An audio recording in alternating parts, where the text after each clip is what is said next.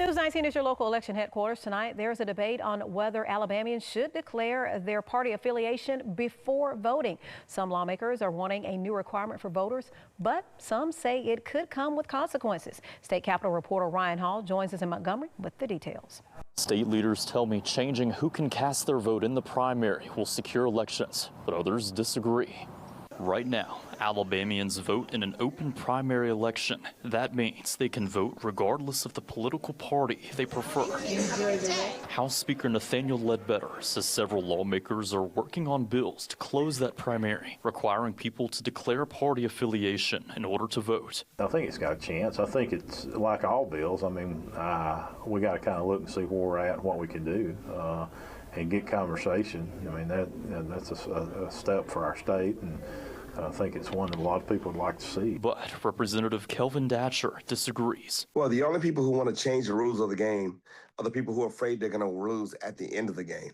So right now, Alabamians have an opportunity to make a choice to vote for whoever they want to vote for.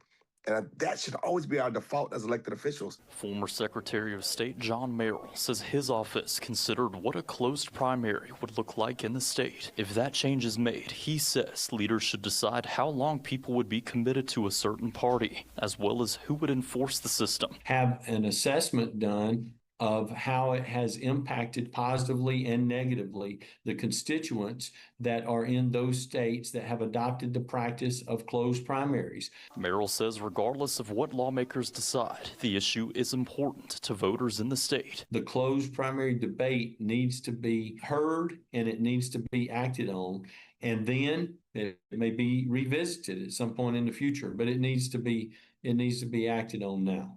Representative Ernie Yarborough is among the lawmakers who plan on filing a bill to close primary elections.